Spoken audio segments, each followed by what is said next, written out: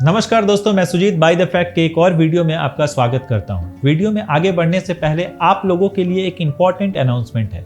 हमारी अगली वीडियो से हम गिव अवे करवा रहे हैं हर वीडियो में, और इस गिव अवे में हर कोई पार्टिसिपेट कर सकता है। आपको करना सिर्फ इतना है कि आपको पूरा वीडियो देखना है और उसके अनुसार आप कुछ भी कॉमेंट नीचे कर सकते हैं।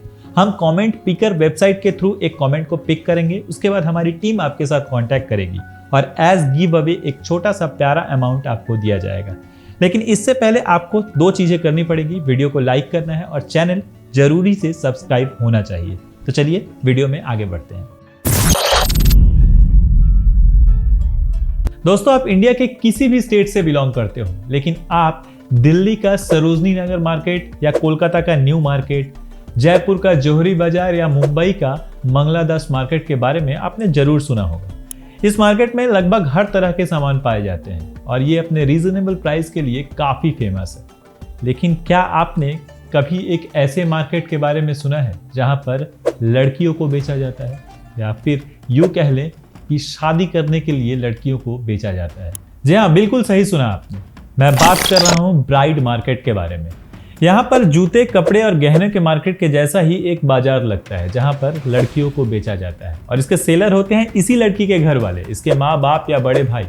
और यहाँ पर इस लड़की का एक प्राइस सेट किया जाता है। यहाँ पर कस्टमर्स भी आते हैं जो उस लड़की को परचेस करते हैं। लेकिन इससे पहले, जैसे हम बाकी बाजारों में किसी सामान को खरीदने से पहले बार्गेनिंग करते हैं, यहाँ पर भी बार्गेनिंग किया जाता है। और जब नेगोशिएशन करके एक प्राइस फिक्स होता है तो दोनों पार्टीज के बीच में ये डील फाइनल होती है और उस लड़की को ये लड़के वाले खरीद लेते हैं और उस लड़की को अपने घर लेकर जाते हैं। मर्दों की इस महफिल में बाजार सजा है। बोली लग रही है, यकीन करना मुश्किल है कि ये बाजार बेटियों का है। इस मेले में परंपरा के नाम पर पिता बेटियों की बोली लगा देता है और भाई बहन की। ऐसा नहीं है कि ये सिर्फ लड़कियों का बिजनेस चलता है, इंडिया में लड़कों को भी बेचा जाता है। जी हाँ, यहाँ पर ग्रूम मार्केट भी एग्जिस्ट करता है। और आज की वीडियो में हम ऐसे ही कुछ घिनौने रिचुअल्स के बारे में जानेंगे जहाँ पर ऐसा एक घिनौना बिजनेस चलता है। तो चलिए सबसे पहले बात करते हैं इंडिया के ग्रूम मार्केट के बारे में। आप तो जानते ही हैं कि इंडिया का ईस्टर्न पार्ट यानी बिहार में गर्मी बहुत ज़बरदस्त पड़ती है। लेकिन इस गर्मी को भी नज़रअंदाज करते हुए जून जुलाई के महीने में बिहार के मधुबनी डिस्ट्रिक्ट में एक सौरठ सभा चलती है। और इस सभा में पेड़ों के नीचे कम से कम 40-50 या उससे ज़्यादा लड़के बैठकर इंतज़ार करते हैं अपने ग्रूम बनने का। यानी ये लड़के दूल्हा बनने की उम्मीद में आते हैं। और ये ट्रेडिशन लगभग 700 सालों से भी ज़्यादा पुराना है, जो कि अभी भी पालन किया जाता है। और ऐसा हम कह ही सकते हैं कि ये दुनिया का सबसे पुराना मैट्रिमोनियल साइट है। और ऐसा नहीं है कि इस सभा में सिर्फ लड़के ही आते हैं, लड़की के परिवार से भी, जैसे उसके पिता या बड़े भाई भी इस सभा में आते हैं और इन लड़कों को ऑब्जर्व करते हैं दूर से। और इनमें से जो लड़का इन्हें पसंद आता है उसे ये मिथिला गमछा देकर बुक करते हैं या फिर रेड शॉल भी देते हैं। इससे इन लड़कों का बुकिंग पब्लिक स्टेटमेंट बन जाता है। जैसे कि हम आम बसों या ऑटो में रुमाल रखकर सीट ऑक्युपाई करते हैं, कुछ ऐसा ही सीन यहाँ पर भी चलता है। उसके बाद शुरू होता है इंटरव्यू प्रोसेस, यानी लड़की के घर वाले जिस लड़के को पसंद करते हैं उसका क्वालिफिकेशन सर्टिफिकेट, बर्थ सर्टिफिकेट जैसे सर्टिफिकेट्स को चेक करते हैं। लड़के का क्वालिफिकेशन, लड़के की इनकम, लुक्स, उम्र और फैमिली बैकग्राउंड के ऊपर उसका प्राइस फिक्स होता है। अगर लड़का कोई हाई फाई प्रोफेशन से है या फिर वो डॉक्टर, इंजीनियर, टीचर या गवर्नमेंट एम्प्लॉय है तो वो एक मोटे डाउरी का डिमांड खुद से कर सकता है। और इसके लिए लड़की के घर वालों को तैयार रहना पड़ता है। एक नेगोशिएशन के बाद जब वो एक फिक्स प्राइस पर आते हैं और दोनों पार्टीज में डील होती है, तभी ये बात शादी तक आगे बढ़ती है। इस प्रथा की शुरुआत राजा हरि सिंह ने किया था। वो इंटरकास्ट मैरिज को प्रमोट करना चाहते थे और दहेज प्रथा को रोकना चाहते थे। इस इवेंट की शुरुआत अच्छे इंटेंशन से जरूर हुई थी, लेकिन राजा हरि सिंह ने जिस उम्मीद में इस प्रथा की शुरुआत की थी, आज उस उम्मीद पर पानी पड़ चुका है। क्योंकि इस प्रथा से जुड़े हुए लोग इस बात से कतई इनकार नहीं करते कि ये सभा सदियों से दहेज प्रथा को प्रमोट कर रही है और ये लोग दहेज लेने से भी कतई पीछे नहीं हटते। बिहार में दहेज लेकर शादी करना और उसी दहेज के कारण लड़कियों की मौत बहुत आम बात बन चुकी है। नेशनल क्राइम रिकॉर्ड ब्यूरो 2020 के आंकड़ों के अनुसार बिहार में हजारों से अधिक दहेज हत्या दर्ज की गई है, जो कि देश का सेकंड हाईएस्ट रेशियो है।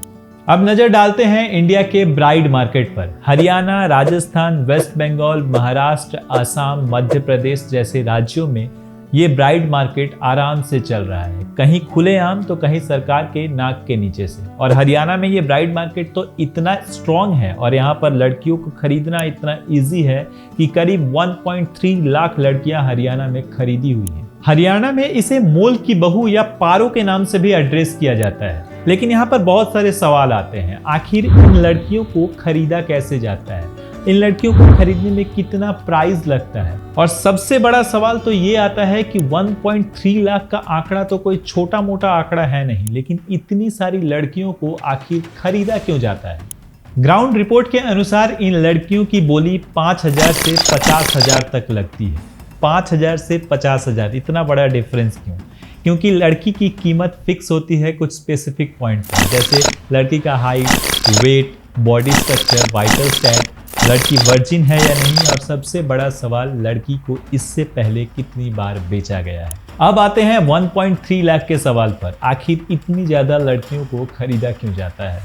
As per state level civil registration system data 2019 के अनुसार हरियाणा में हर 1000 लड़के में 920 लड़की है। पहली बात तो ये, हरियाणा में बहुत ज़्यादा लड़कियों की भ्रूण हत्या की जाती है, जिसके कारण वहाँ लड़कियों की संख्या दिन दिन कम होती जा रही है। और दूसरी बात तो ये कि फिनेंशियल कंडीशन ज़्यादातर एरिया में बहुत ज़्यादा पुअर है और वहाँ पर लड़कों को बड़ा करके शादी करवाना पॉसिबल ही नहीं हो पाता, इसलिए 5-10 हज़ार में बहू खरीद कर मामला रफा दफा कर देते हैं। कुछ तो ऐसे भी केसेस आए हैं जहाँ पर एक ही फैमिली के 2 भाइयों के लिए एक बहू को खरीदा गया है और उस लड़की को दोनों भाइयों के साथ फिजिकल रिलेशन बनाना पड़ता है, और उनमें से किसी भी एक लड़के से अगर एक बच्चा आ जाए तो फैमिली को वारिस मिल जाता है। आप सोच सकते हैं कि उस लड़की को कितना ज़्यादा मेंटल और फिजिकल टॉर्चर से गुजरना पड़ता होगा। हरियाणा की तरह लगभग राजस्थान का भी सेम सीन है। यहाँ पर भी 50,000 से 1 लाख के बीच में बहू बिकती है। टाइम्स ऑफ इंडिया की एक रिपोर्ट की माने तो यहाँ पर शादी ब्रोकर्स या एजेंट के थ्रू होती है। ये एजेंट एक डेटाबेस मेंटेन करते हैं ऐसे लड़कों का जिनकी किसी भी हालत में शादी नहीं हो रही है, और दूसरी तरफ ये उन लड़कियों का भी डेटाबेस मेंटेन करते हैं जिनकी फैमिली कुछ पैसों के बदले इन लड़कियों को बेच सकती है। उसके बाद ये ब्रोकर उन लड़कों के फैमिली के साथ कांटेक्ट करते हैं और एक हैंडसम अमाउंट में एक ब्राइड अरेंज करने का दिलासा देते हैं। जब दोनों तरफ की फैमिली प्रपोजल एक्सेप्ट करती है तो एजेंट के थ्रू ही ये शादी होती है। लड़कों की तरफ से जो अमाउंट मिलता है ब्रोकर उसमें से एक मिनिमम अमाउंट ही लड़की के घर वालों को देते हैं, बाकी पैसा जाता है ब्रोकर्स की जेब में। उस आर्टिकल की माने तो 50,000 से 1 लाख के बीच में जो लड़की को खरीदते हैं उसमें नो रिस्क फैक्टर होता है, यानी आप किसी भी लीगल प्रॉब्लम में नहीं पड़ेंगे, ऐसी गारंटी वो एजेंट्स देते हैं। और राजस्थान में ज़्यादातर मध्य प्रदेश, बिहार, झारखंड से ही खरीदी हुई लड़कियां एज दुल्हन अवेलेबल होती हैं। अच्छा, आप लोगों ने घर, गाड़ी, ड्राइवर या कपड़ा रेंट लेने की बात तो जरूर सुनी होगी, लेकिन ऐसा कहीं सुना है जहां पर वाइफ रेंट मिलती है? जी हाँ, चौंक गए ना? हाँ, चौंकने वाली ही बात है। मध्य प्रदेश के शिवपुरी डिस्ट्रिक्ट में वाइफ रेंट पर अवेलेबल होती है और इसे वहां के लोग दधीचा प्रथा के नाम से जानते हैं। चलिए इस प्रथा के बारे में हम भी जानते हैं। मध्य प्रदेश की ये प्रथा गांव के उन अमीर लोगों के लिए है जिन्हें शादी के लिए लड़की नहीं मिलती। हर साल गांव में लड़कियों का बाजार लगाया जाता है जहां पर पति अपनी बीवी को और पिता अपनी बेटी को रेंट देने के लिए पेश करता है। उस अमीर आदमी द्वारा जिस लड़की को सेलेक्ट किया जाता है उसके पति या पिता के साथ रेंट अमाउंट, डिपॉजिट अमाउंट या फिर कितने टाइम के लिए उस लड़की को रेंट लेना है, ये कॉन्ट्रैक्ट फाइनल किया जाता है। रेंट 1 महीने से लेकर 1 साल जितने टाइम के लिए चाहे ले सकते हैं। कॉन्ट्रैक्ट पूरा होने के बाद इस कॉन्ट्रैक्ट को रिन्यूअल भी कर सकते हैं। सबसे बड़ी चौंकने की बात तो ये है कि ये पूरा कॉन्ट्रैक्ट 10, 50 या 100 रुपए के स्टैम्प पेपर पर दोनों पार्टीज की तरफ से साइन करके फाइनल किया जाता है।